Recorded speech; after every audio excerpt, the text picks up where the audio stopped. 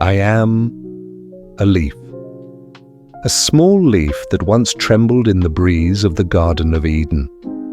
A place where light was gentler than anywhere else, where the wind sang instead of the birds, and where every breath carried the presence of God. I witnessed the birth of humankind. I heard their first laughter and later the first cry when they left this paradise. You may not believe it, but I was there. I saw Adam and Eve, and this is the story I have never told anyone. When God breathed life into the dust and formed Adam, I saw something wondrous. The clay moved, then opened its eyes. In those eyes reflected the sky itself, pure, untainted, radiant. Then Eve appeared, soft and light as the morning mist. Adam looked at her with a joy purer than any creation had ever known. They walked under the shade of trees, spoke with animals, and laughed with all of creation. We, the leaves, danced in the wind. Paradise was truly alive because of them. But then came a different kind of day. The wind no longer sang. It whispered, something I couldn't understand. From afar I heard a low murmur, the serpent's voice, smooth and deceitful, like an unseen current. I saw Eve standing before the tree of the knowledge of good and evil. Her eyes were no longer as innocent. In them flickered fear, curiosity, and desire. Then her hand reached out and touched the fruit. At that very moment, the light of the garden seemed to hesitate. When her teeth bit into the fruit, I heard it, the sound of something breaking deep within creation. It wasn't loud, but it echoed through my veins and roots. Adam looked at her, and then he took the fruit too. The Garden of Eden fell silent.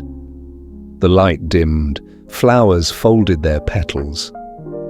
The wind stopped singing. I, the small, trembling leaf, could feel the world shifting forever. Adam and Eve looked at each other, and for the first time in all creation, they felt naked, not their bodies, but their souls, exposed before God. They gathered us, the leaves, to cover their trembling selves. I, the last leaf on the branch, was plucked. Eve's hands trembled as she touched me, her tears falling onto my surface. In those tears, I saw the loss of all humankind. That evening, the Lord walked through the garden. His voice was calm yet heavy with sorrow. Adam, where are you? No answer. Only silence. I fell from the branch, landing beside Adam's feet. He and Eve hid among the trees. When the Lord looked upon them, his eyes held not wrath, but immeasurable sadness, and I realized heaven itself was weeping. God's words carried both justice and mercy. He did not destroy them. He simply sent them away to live, to toil, to long for what they had lost. But before they left, I heard him say, "One day my son will come and bring them home again." I didn't understand what that meant then, but I could feel it. Within the sentence of exile, there was a promise of salvation. I lay upon the ground, watching them fade into the horizon. Their footprints pressed into the soft soil, then vanished into the distance, between the light and the shadow.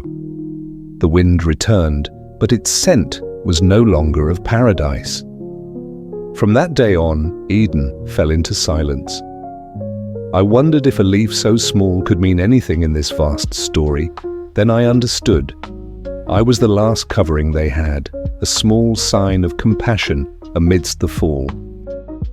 Thousands of years have passed. Humanity has grown, built cities, fought wars, and shed tears.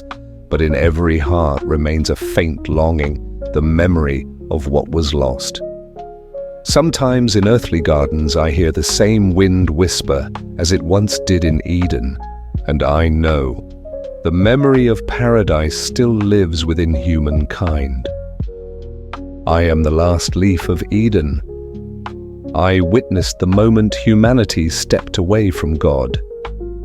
But I also believe in the promise spoken that day.